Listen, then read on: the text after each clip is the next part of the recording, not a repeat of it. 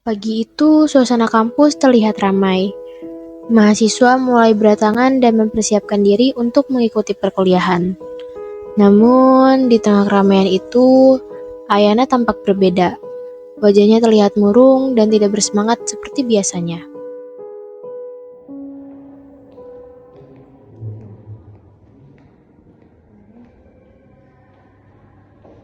Hei Ayah, kok kamu terasa banget sih? Biasanya kamu yang paling semangat. Oh iya, biasa aja. Jangan bilang kamu habis begadang lagi. Mungkin. Tanpa menyadarinya, Levina langsung menyimpulkan penyebab kesedihan Ayana, tanpa mencoba memahami apa yang sebenarnya terjadi.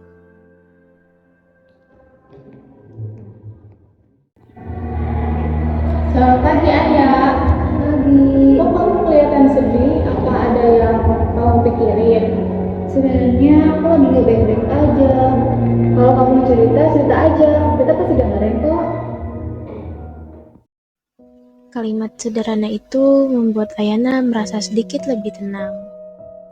Aku tidak akan memaksa kamu untuk bercerita, tapi kalau kamu ingin bercerita, kami ada kok. Makasih ya. Sebenarnya aku ada masalah keluarga. Masalah seperti apa ayah aku alamin? Sebenarnya ayah aku baru aja dikeluarin dari pekerjaannya. Nah itu juga yang membuat keluarga kami tuh khawatir. Dan aku pun jadi nggak fokus saat kuliah. Oh, jadi masalah itu yang buat kamu khawatir? Masalah tentang masa depan dan kuliah kamu? Iya, karena aku takut saat nanti aku kuliah, aku jadi nggak fokus dan nilainya malah jadi buruk. Nila dan Aminah tidak langsung memberi solusi. Mereka mencoba memahami perasaan Ayana terlebih dahulu. Itulah salah satu bentuk empati dalam komunikasi.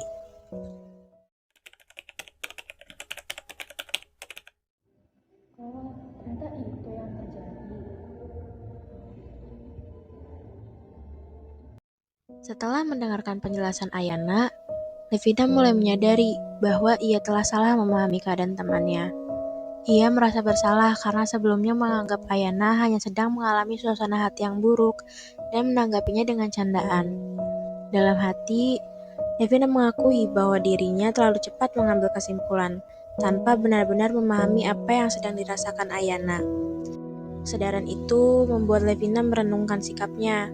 Ia belajar bahwa setiap orang memiliki masalah dan perasaan yang tidak selalu terlihat oleh orang lain. Sementara itu, Ayana tidak menyimpan rasa kesal. Ia memahami bahwa Levina tidak bermaksud menyakitinya, dan hanya belum mengetahui kondisi yang sebenarnya. Peristiwa tersebut menjadi pelajaran berharga bagi Levina tentang pentingnya mendengarkan dengan lebih baik dan tidak terburu-buru menilai keadaan seseorang. Terkadang, sedikit empati dan kesediaan untuk memahami dapat membuat seseorang merasa jauh lebih dihargai dan didukung. Kadang kita melihat perilaku seseorang itu, tapi kita tidak tahu apa yang mereka sedang hadapinya. Bener banget, karena setiap orang tuh punya ceritanya masing-masing, dan kadang orang tuh dia luarnya tuh kelihatan baik-baik aja, tapi dalamnya kita nggak tahu kan. Iya, aku harusnya nanya dulu, bukan malah langsung berasumsi.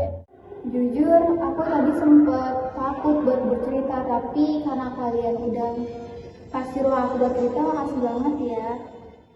Makanya penting untuk mendengarkan sebelum berbicara. Empati membantu kita memahami sudut pandang orang lain. Dengan begitu, komunikasi menjadi lebih baik dan hubungan menjadi lebih dekat. Setelah mengetahui keadaan Ayana, teman-temannya berusaha memberikan dukungan. Tadi Marco seru banget ya. Sumpah. Sedikit lebih baik. Syukurlah. Kalau kamu butuh bantuan, belum aku aja ya. Aku juga ada. Kamu gak semuanya sendirian kok. Makasih ya teman-teman. Beberapa minggu kemudian, keadaan Ayana mulai membaik. Meskipun masalah yang dihadapinya belum sepenuhnya selesai, ia merasa lebih kuat karena mendapatkan dukungan dari teman-temannya. Kehadiran orang-orang yang peduli membuatnya lebih optimis dalam menjalani hari-hari yang sulit. Sementara Dia itu, 15 de Levine fevereiro. juga memperoleh pelajaran berharga. Meu amor. Ia menyadari bahwa tidak semua orang membutuhkan nasihat saat sedang menghadapi masalah. Terkadang, hal yang paling dibutuhkan adalah seseorang yang mau mendengarkan dengan tulus dan berusaha memahami perasaan mereka. Dari pengalaman tersebut, mereka belajar bahwa setiap orang itu memiliki perjuangan yang mungkin Dia tidak 15 de terlihat fevereiro. oleh orang lain. Oleh karena Oi, itu, meu amor. sebelum menilai seseorang, cobalah untuk memahami keadaan yang sedang mereka hadapi. Dan sebelum memberi nasihat, belajarlah untuk mendengarkan. Empati adalah kemampuan memahami perasaan orang lain serta menunjukkan kepedulian melalui tindakan maupun kata-kata. Dengan empati, komunikasi menjadi lebih hangat, hubungan Dia menjadi 15 lebih de baik, fevereiro. dan setiap orang dapat merasa Oi, meu dihargai amor. serta didukung.